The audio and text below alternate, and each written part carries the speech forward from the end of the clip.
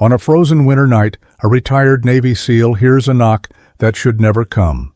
Outside his door stand strangers, and a life already slipping away. He could turn away. He could stay safe.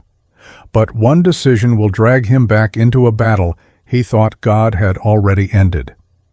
In the middle of the storm, with only a loyal German shepherd beside him, a miracle begins, not with power, but with compassion.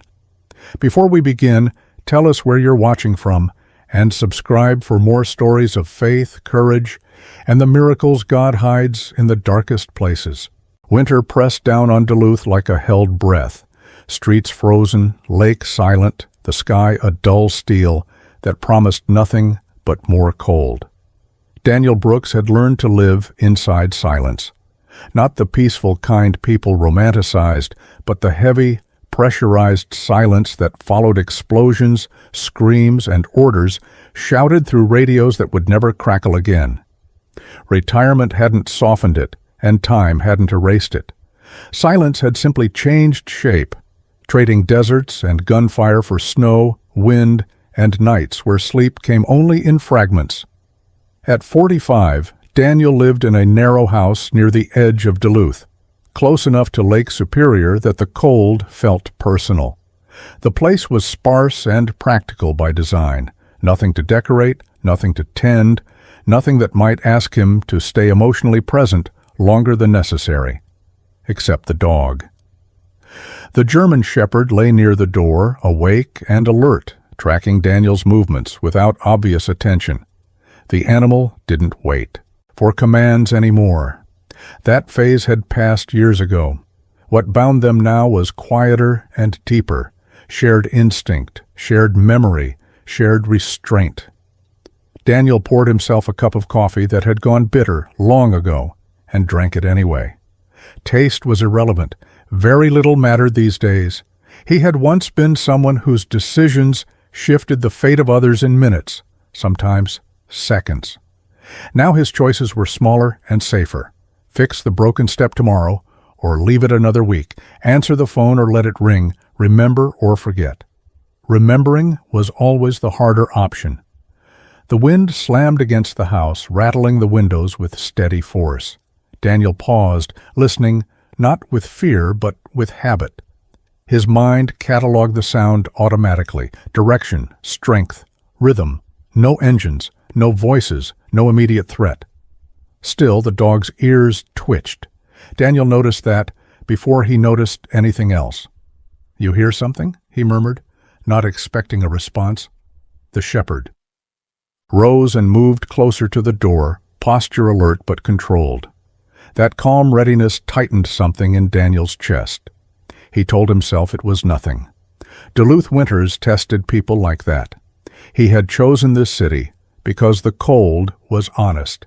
It didn't care who you were. It didn't flatter you. It didn't lie.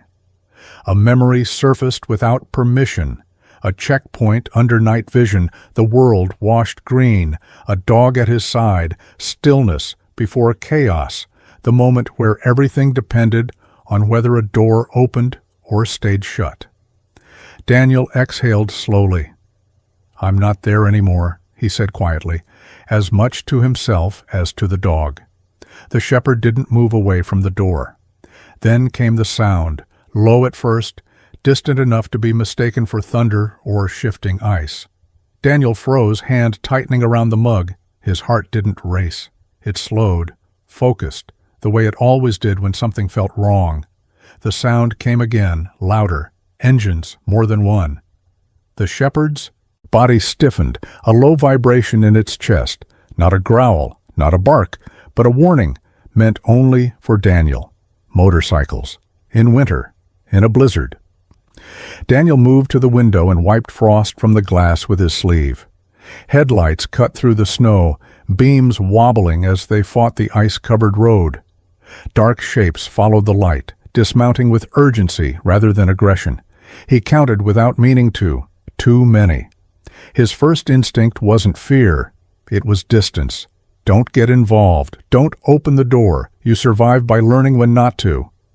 He had buried enough people who made the opposite choice. The engines died almost in unison, and the silence afterward felt heavier than the storm. Daniel stood still, breathing measured, watching the shapes outside. He couldn't hear their voices through the wind, but he recognized the body language. These weren't drunk men looking for trouble. These were people carrying something heavy. The shepherd moved closer to Daniel's leg, not touching, just aligned, an unspoken question. Daniel's thoughts fractured. He thought of headlines, of stories that began with retired veterans found dead, of the careful walls he had built around himself year by year. He also thought of something an old instructor once said, "You don't stop being who you are just because the war ends." A knock struck the door, hard and controlled, followed by another, louder, closer to pleading than command. Daniel didn't move. Then a voice, muffled by wind, but raw with urgency. "Please." One word was enough to unravel years of distance. Daniel set the mug down. Inside his chest, something old and stubborn stirred, an instinct he had tried to starve with routine and isolation. He looked down. The dog met his gaze steadily. No fear, no aggression, just readiness. That was the worst part. If there had been anger, he could have justified staying inside. If there had been panic, he could have claimed protection. But there was only recognition. "Damn it," Daniel whispered. He reached for his coat.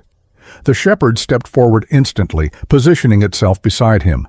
Not blocking, not leading, just accompanying, as always. Daniel's hand closed around the latch. Cold metal. Familiar sensation. Too familiar. He knew with absolute certainty that whatever waited on the other side of that door would change something. Maybe everything. He took one last breath in the quiet, then opened the door. Snow whipped sideways under a black sky as the storm tightened its grip, swallowing sound, light, and distance, turning the world beyond the door into a white, restless void. The door swung inward, and the cold rushed in like something alive, sharp and invasive, stealing heat in seconds. Daniel Brooks felt it cut through his coat and into his bones, but he didn't step back. He stood there, framed by the doorway, eyes adjusting to shapes and movement rather than faces. The men outside did not rush him. That mattered. They held still despite the wind, despite the urgency etched into their posture, as if instinctively aware that one wrong move would make him close the door again. Between them, held carefully but with growing desperation, was a woman. She was unconscious, her body slack in a way that triggered something immediate and unmistakable in Daniel's chest. This was not drunkenness. This was not exhaustion. This was the quiet, dangerous stillness of someone losing a battle they could not fight alone. The dog moved forward without command, stopping just short of the threshold, senses sharp and focused. Daniel felt the familiar alignment settle in, that wordless coordination forged years ago under very different skies. He didn't need to look down to know the animal was reading the scene the same way he was, measuring threat not by appearances, but by intent. There was fear here, yes, but not the kind that lashed out. This fear was contained, disciplined, wrapped tightly around the woman they carried. A man at the front stepped closer, just enough to be heard over the wind. He didn't introduce himself. He didn't make demands. His voice was rough, strained by cold and something heavier. He said they had been riding too long in weather that turned bad faster than expected. He said the woman collapsed 20 minutes ago. He said her name was Emily, and she was his wife. Daniel registered the word wife more than the name itself. It anchored the situation, stripped it of abstraction. This wasn't a story about bikers in a storm. This was a story about someone who loved another person and was watching her slip away. Daniel's training surfaced without effort, not as memory, but as reflex. He looked at the woman's face, at the way her chest barely moved, at the unnatural calm in her limbs. Hypothermia advanced. Time was not on their side. He knew that. He also knew what opening this door meant. It meant involvement, responsibility. the end of a carefully maintained distance between himself and the rest of the world. For a brief moment he considered closing it again, imagined stepping back into silence and letting the storm erase the problem for him. The thought lasted less than a second, not because he was brave, but because he had failed to do that once before, long ago, and the memory of who he lost because of it never truly slept. "Bring her in," Daniel said, already stepping aside. Relief moved through the group like a chest physical force. They crossed the threshold quickly but carefully, boots shedding snow onto the floor, bodies radiating cold and tension. The door closed behind them, sealing out the storm, but not the urgency. Daniel guided them toward the heat, clearing space without conscious thought, his mind narrowing to tasks and priorities.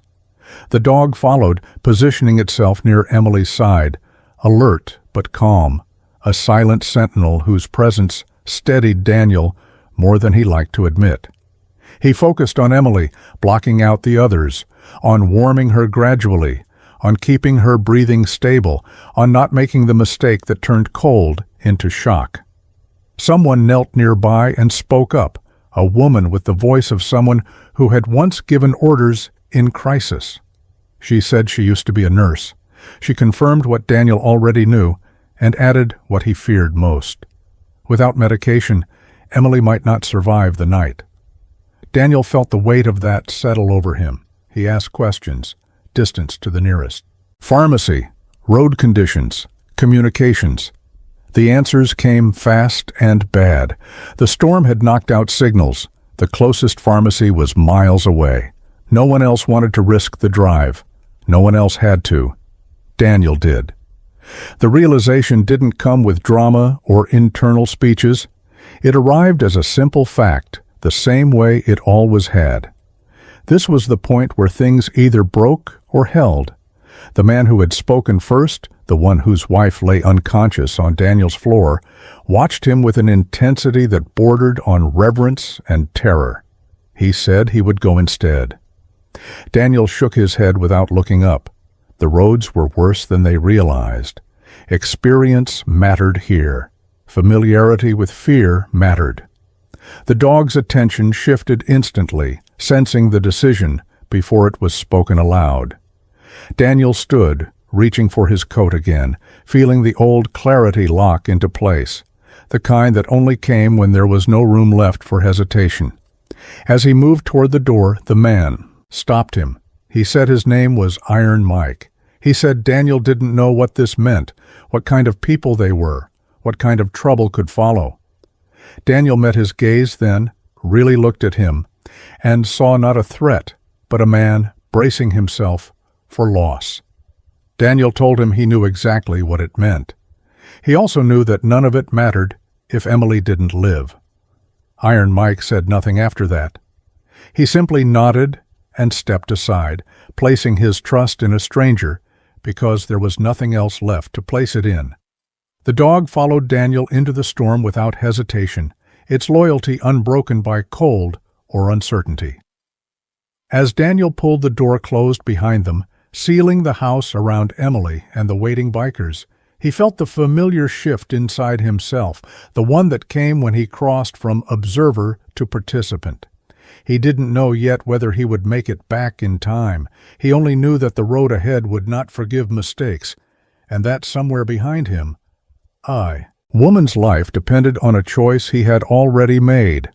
The wind swallowed them as they stepped into the night, and Daniel wondered, not for the first time, whether survival was less about avoiding danger and more about deciding which dangers were worth facing. The road beyond Duluth vanished beneath layers of ice and wind-driven snow, a narrow ribbon of darkness swallowed by winter, offering no mercy and no guarantees. Daniel Brooks drove with both hands steady on the wheel, eyes fixed forward, mind stripped down to function. The storm erased landmarks, bent light, and flattened depth until the world became distance and motion alone. This was not fear. Fear was loud. This was calculation, the quiet arithmetic of survival he had learned long before Minnesota, long before snow replaced sand. Every sense was tuned outward, yet his thoughts kept circling back to the house behind him, to Emily's shallow breathing, to the weight of Iron Mike's silence when Daniel had stepped outside. He told himself that sentiment was a luxury. He told himself that outcomes depended on precision, not emotion. He had told himself that many times before, and it had never been entirely true. The dog sat rigid beside him, gaze fixed on the windshield as if it could see through the storm itself. Daniel felt its presence like an anchor, a reminder that he was not alone in this fight, even if the road insisted otherwise. The animal's mind was not tangled in memory or regret. It lived in the now, in movement and intent, and that clarity steadied Daniel more than any mantra ever had. He adjusted speed, felt the tires slip, corrected without panic. This was not courage. This was refusal to let the storm decide the outcome. The pharmacy appeared suddenly, a dim shape half buried in snow, lights dark, sign barely visible through the white haze. Daniel pulled up hard, heart sinking as he registered the obvious. Closed. Of course it was closed. He shut off the engine, and for a moment just sat there, breath fogging the cab, the weight of the delay pressing down on him. He thought of the countless doors he had knocked on in other places, other lives, and how often they had stayed shut. He grabbed his coat and stepped into the wind, the dog at his side without hesitation.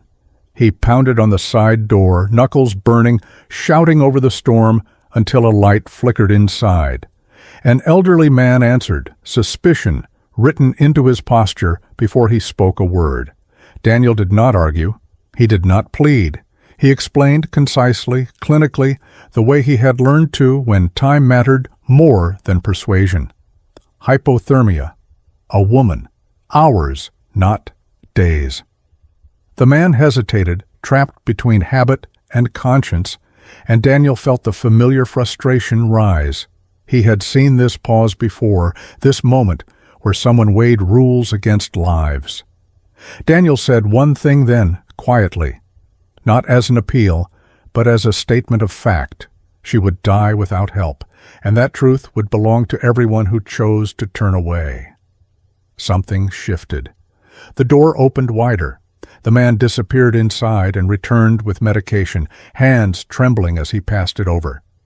Daniel didn't thank him. Gratitude could wait. Survival could not.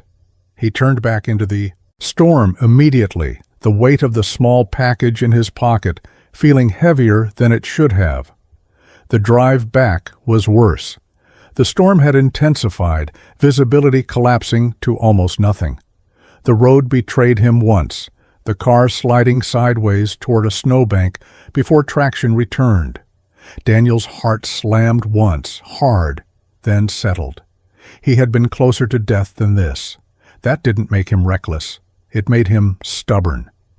As the house finally emerged from the white, Daniel felt something unfamiliar tighten in his chest. Not relief. Anticipation edged with fear. He knew that crossing the threshold again would not restore the distance he had lost. Whatever happened next would bind him to these people, to their outcome, whether he wanted it or not. The dog sensed the shift, energy sharpening, ready for what waited inside. Daniel parked, engine still running, took one breath, then another, grounding himself not in hope, but in action. The door flew open before he knocked. Iron. Mike stood there, eyes locked on Daniel, searching his face for answers he was afraid to hear. Daniel pushed past him without a word, already moving, already transitioning back into the role he pretended he no longer inhabited. As he knelt beside Emily and handed the medication to the waiting hands, he felt the old alignment return fully, the sense that for better or worse, he was exactly where he was meant to be. He did not know yet whether it would be enough. He only knew that the storm had not beaten him, and that sometimes survival depended not on escaping the past, but on stepping straight back into it. Inside the house, warmth fought the storm inch by inch, while time slowed into something heavy and uncertain, measured not in minutes, but in breaths taken, and breaths nearly lost.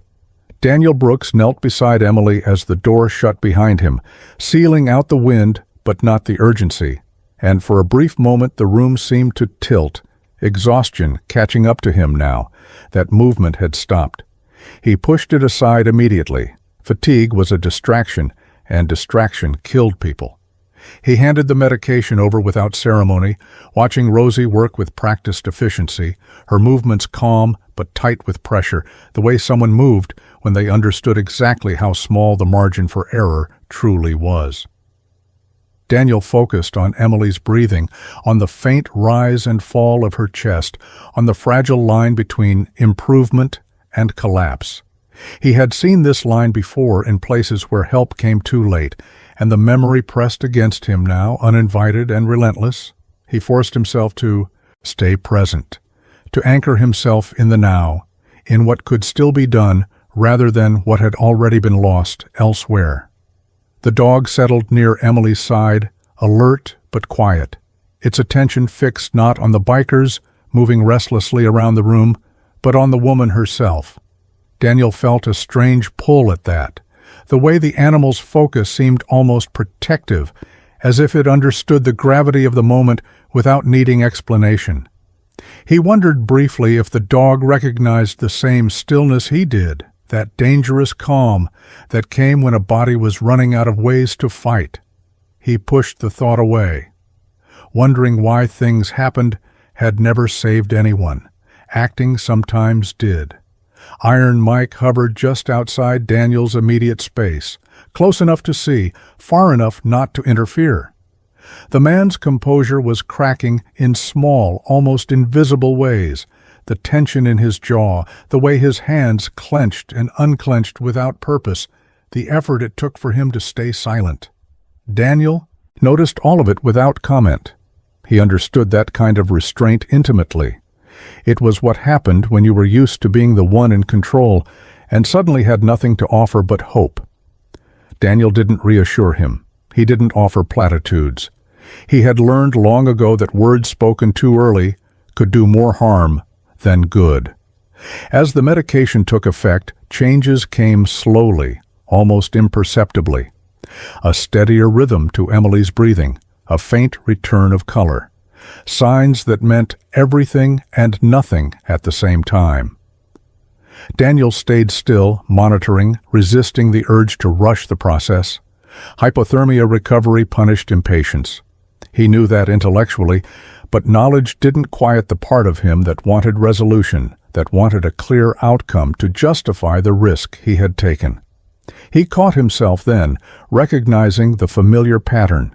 He had chased justification before, demanded meaning from chaos, and it had cost him more than he cared to count. This time, he forced himself to accept uncertainty as the price of doing what was necessary. Minutes stretched. The storm battered the house, wind howling against the walls, but inside the room felt suspended, held together by collective breath. Daniel became acutely aware of how long it had been since he had shared space with other people like this, not out of obligation or conflict, but necessity. He had spent years convincing himself that solitude was peace, that distance was safety. Now, surrounded by strangers bound together by fear and hope, he felt that belief begin to crack. It unsettled him more than the storm ever could. A flicker of movement drew his attention back to Emily. Her fingers twitched, barely noticeable, but real. Rosie caught it too, meeting Daniel's eyes for a brief, loaded moment before returning her focus to the task at hand. Daniel felt something loosen in his chest, not relief exactly, but permission to believe survival was still possible. He did not let himself say it aloud. Superstition, he told himself, but it was more than that. He had learned that naming hope too soon could make its absence unbearable.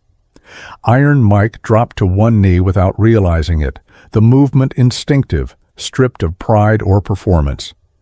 Daniel saw the man swallow hard, saw the effort it took to keep himself together, and felt a surprising kinship. Leadership did not make you immune to helplessness. It simply meant you carried it quietly, so others did not have to. Daniel had done that once in another life with other people counting on him. He had sworn he would never carry that weight again, yet here it was, settling onto his shoulders with familiar inevitability. The dog shifted closer to Daniel, pressing its presence against his leg for just a moment before returning its attention to Emily. The contact was brief, almost accidental, but it grounded him.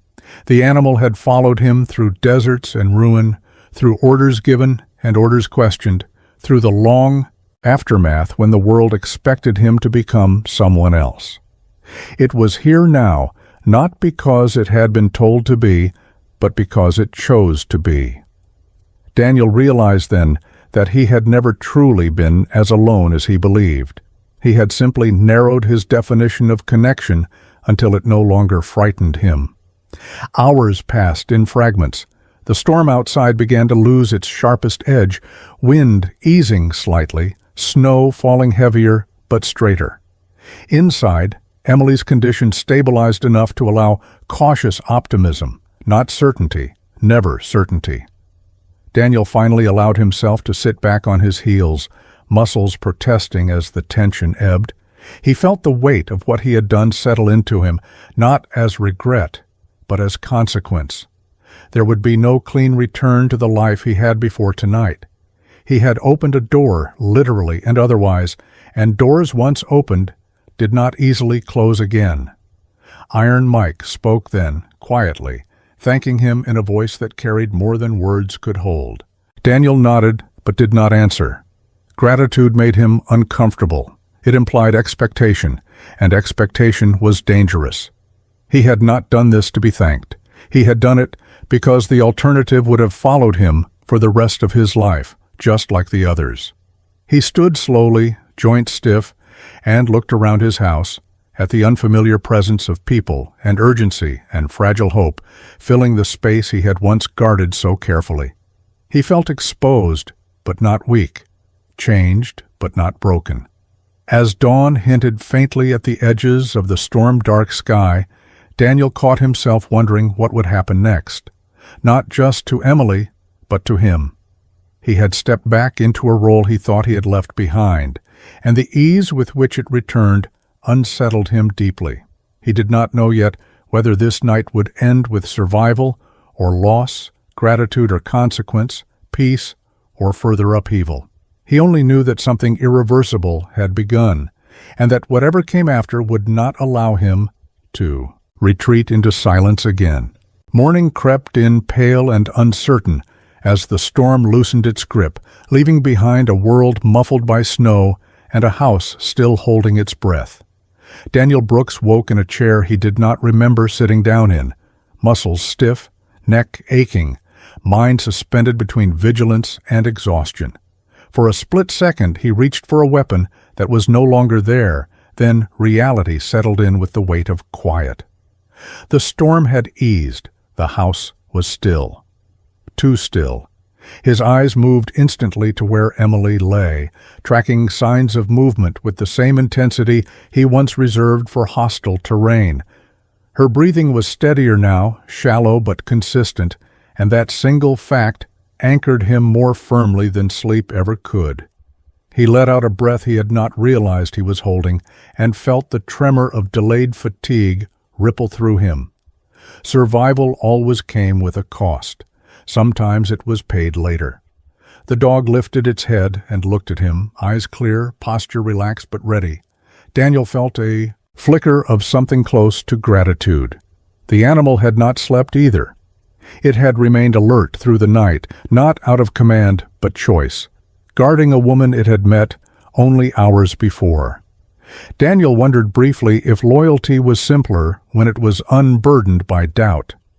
He pushed himself upright and moved closer to Emily, listening, observing, confirming what he already suspected. She was not out of danger, but she had crossed a threshold that mattered. The line between losing and fighting had shifted. Iron Mike stood nearby, unmoving, as if afraid that motion itself might undo what had been gained. The man looked older in the thin morning light, stripped of whatever armor authority and reputation usually provided. Daniel recognized the look immediately. It was the face of someone who had spent the night rehearsing futures he did not want to live in.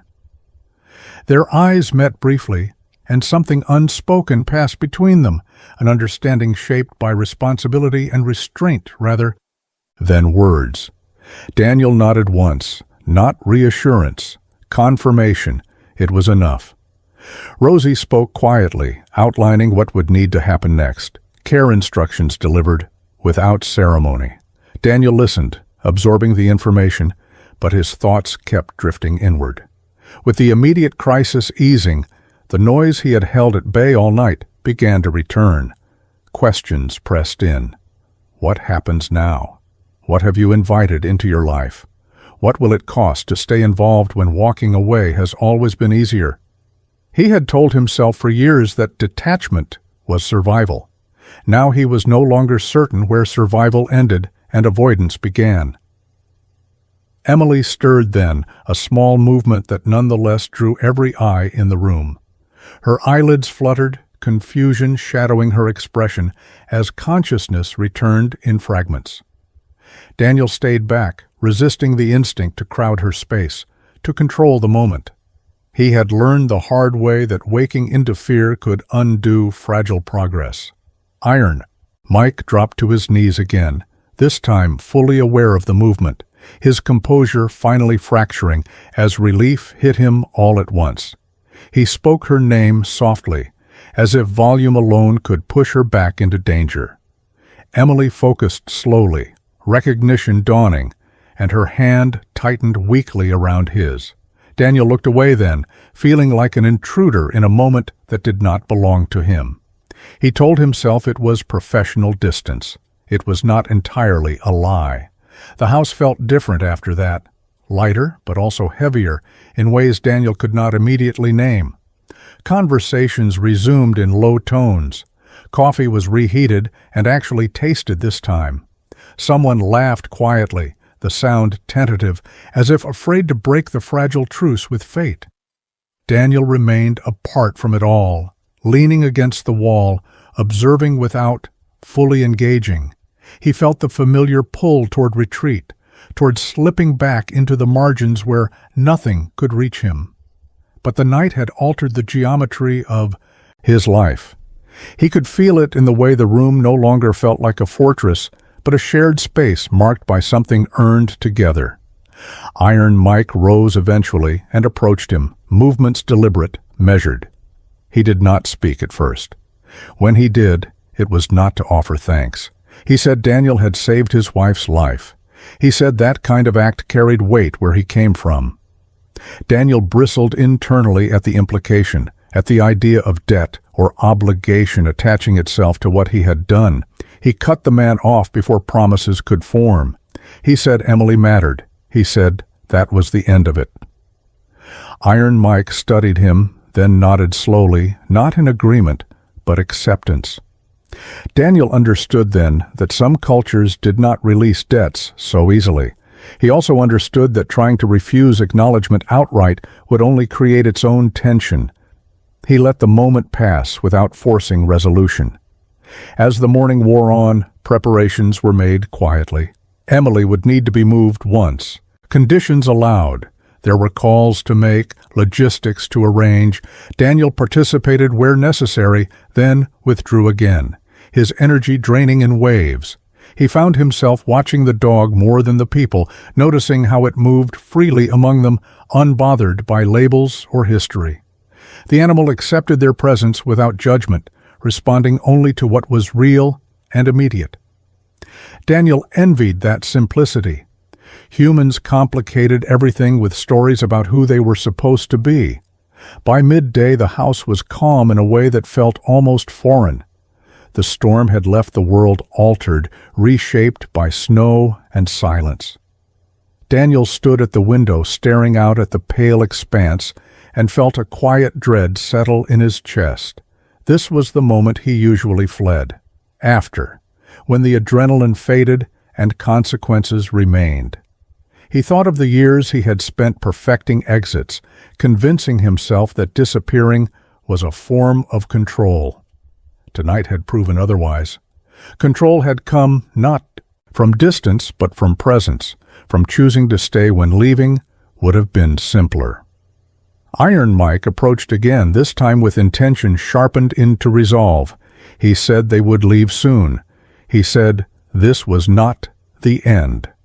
Daniel did not ask what he meant. He already sensed it. Some connections once made did not dissolve with daylight.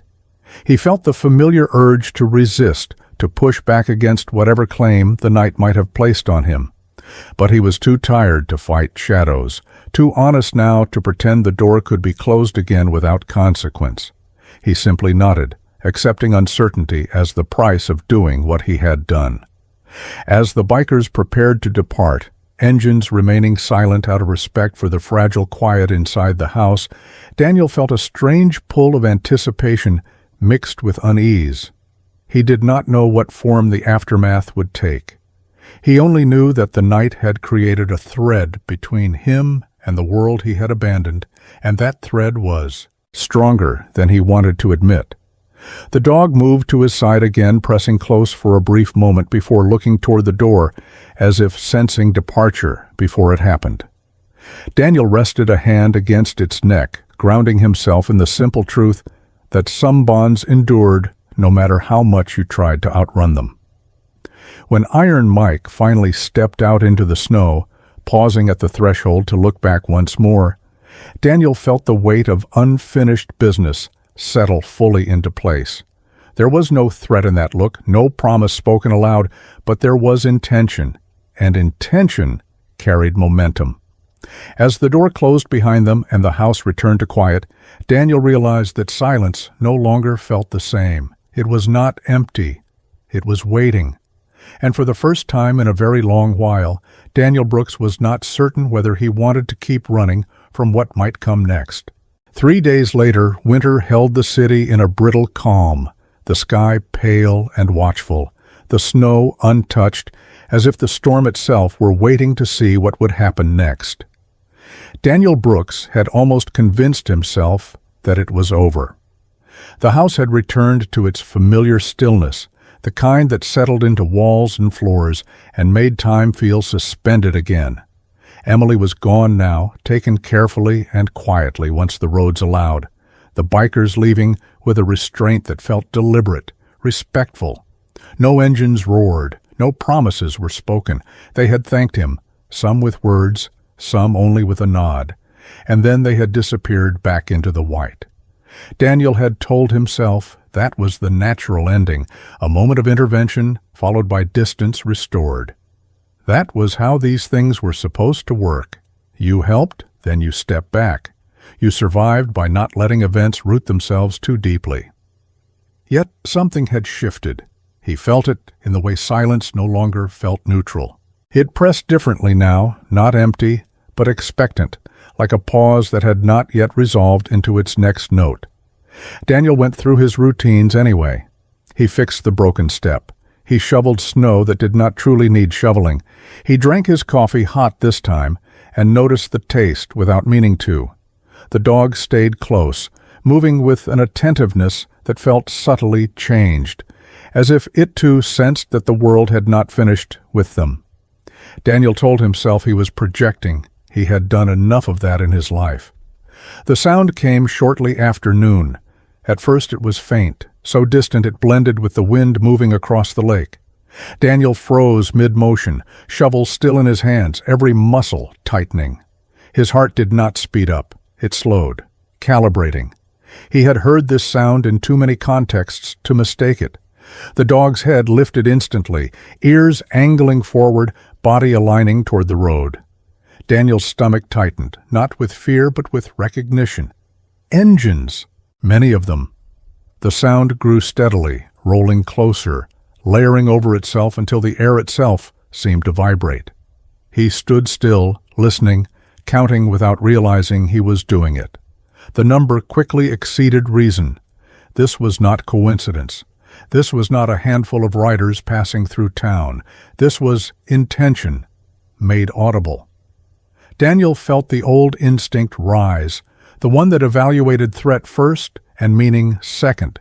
He scanned the road through the trees, watching dark shapes emerge against the white, then more behind them, and more after that.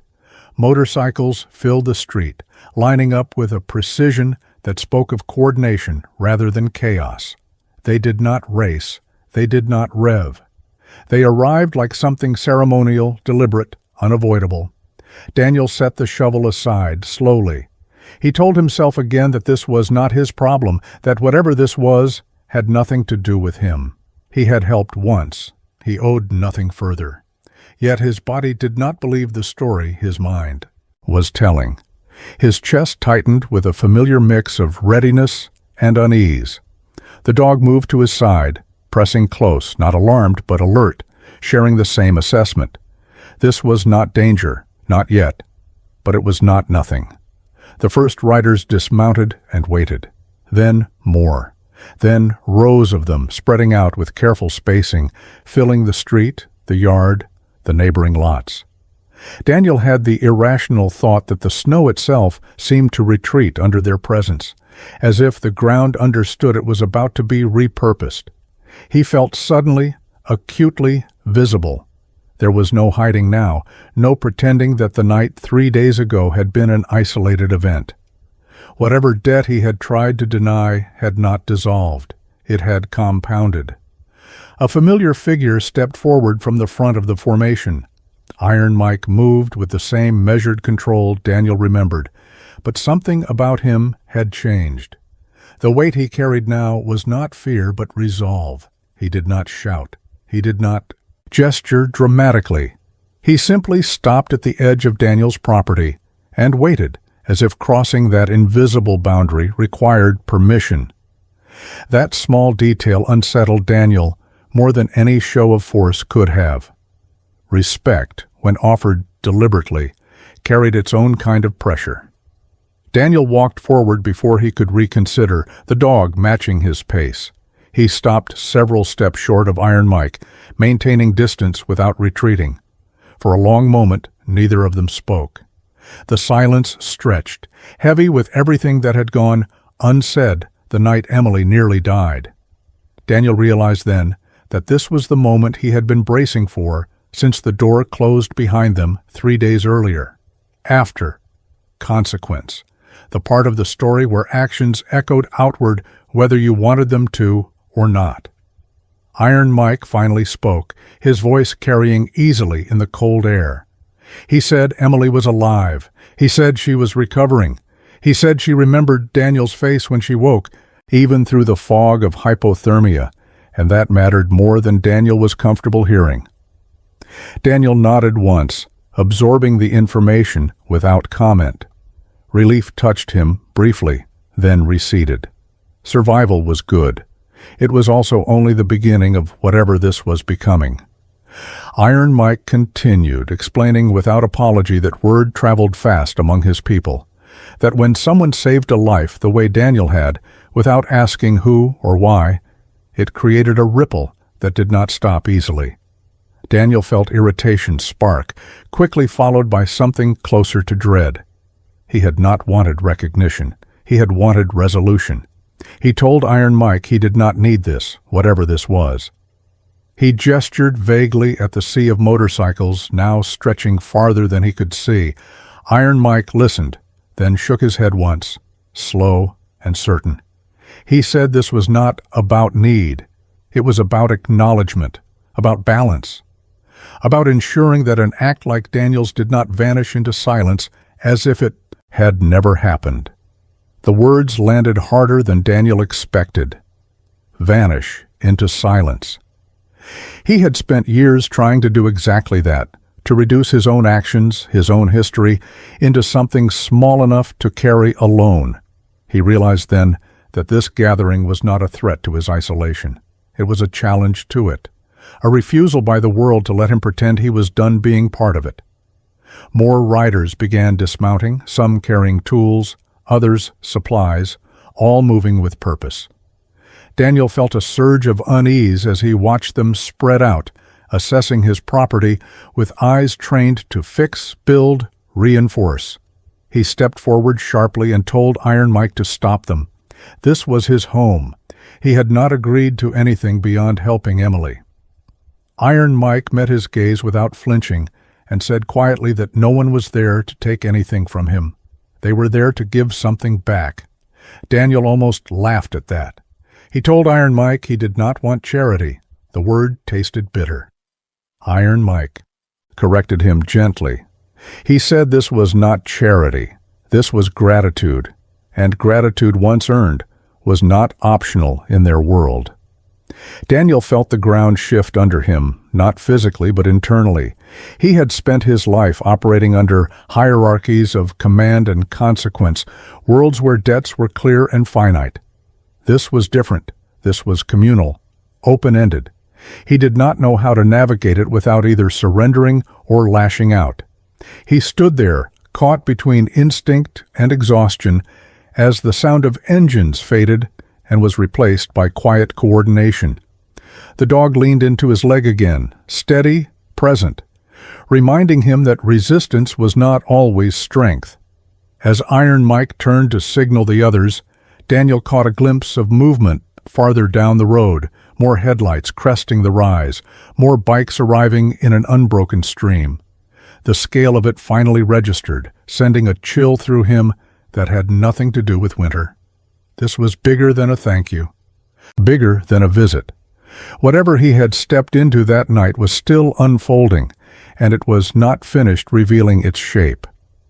Daniel looked at his house, at the narrow walls that had once been enough, and felt a strange mix of apprehension and inevitability settle in his chest. He did not yet know what all these people wanted to give, or what it would demand of him in return. He only knew that the silence he had built his life around was being surrounded, gently but relentlessly, by something louder, warmer, and far more difficult to ignore. Winter settled into Duluth with a gentler grip, the sky pale and open, snow resting instead of striking, as if the city itself were exhaling after a long-held breath. Daniel Brooks stood in the quiet that followed the gathering, a quiet altered by what had come before it and what remained after, and felt the final resistance inside him loosen without collapsing entirely. The bikers worked through the morning and into the afternoon, not with spectacle, but with intent, repairing what age and neglect had worn thin, clearing paths, reinforcing the house against winters yet to come, their movements purposeful and restrained, as if guided by an unspoken agreement to give without demanding presence in return. Daniel watched at first with suspicion, edged by fatigue, then with something closer to acceptance, understanding that refusing them outright would only deepen the imbalance he felt pressing at his chest. Iron Mike moved among them quietly, directing when necessary, deferring when not, and when he approached Daniel again it was without ceremony, simply stating that Emily would recover fully and that she wished Daniel to know she remembered the warmth, the voice, the steadiness, when fear had thinned her world to almost nothing. Daniel absorbed that in silence, aware of the strange weight words carried when they arrived after danger had passed, when they could no longer change the outcome, but could still change the meaning. He found himself thinking of other recoveries that had never come, of names he no longer spoke aloud, and felt the old ache surface briefly before settling into something less sharp, more bearable, as if the present had finally given the past permission to rest. The dog remained close throughout, moving among strangers without tension, reading intent rather than reputation, its presence grounding Daniel whenever the urge to retreat flared, reminding him that loyalty did not demand isolation and that vigilance did not require solitude. As the last, tasks finished and engines were started at last, the sound rose not as a threat, but as punctuation, a closing mark to what had begun in desperation days earlier. Iron Mike paused at the edge of the property one final time, meeting Daniel's eyes with a look that held respect without expectation, gratitude without claim. And Daniel returned it with a nod that acknowledged both the debt and its resolution, understanding that not all bonds were meant to persist beyond their purpose. When the road cleared and the city resumed its ordinary rhythms, Daniel remained where he was, the house behind him warmer and more solid than it had been in years. The silence around him changed not by noise, but by memory, by the knowledge that opening a door had not taken anything from him after all. He went inside then, moving through rooms that no longer felt like barriers, and sat by the window with the dog at his side, watching light settle over snow, feeling the unfamiliar but welcome sense of belonging settle alongside it. He understood finally that home was not the absence of conflict or the perfection of distance, but the place you chose to stand when the storm ended and nothing asked you to leave. Daniel Brooks closed his eyes, breathed evenly, and let the quiet be what it was, not empty, not waiting, but complete. Here is a final message you can place at the end of the story or video. It is written in English, reflective, spiritual, grounded in everyday life, and gently invokes God's presence, followed by a respectful call to action. Sometimes miracles do not arrive as thunder or light from the heavens. Sometimes they arrive as a door opened in the cold, as a hand that refuses to turn away, as a heart that chooses compassion when fear would be easier. Perhaps God does not always stop the storm, but walks quietly beside those who step into it for others. In our daily lives, we pass moments like this more often than we realize. Small chances to help, to listen, to stay when leaving would be simpler. These moments may look ordinary, but they carry eternal weight. If this story touched something in your heart, consider sharing it with someone who might need hope today. Leave a comment and tell us what this story meant to you, and subscribe to the channel so we can continue sharing stories of faith, courage, and quiet miracles. May God bless you, protect you, and walk with you through every storm you face. And may you never underestimate how powerful one kind decision can be.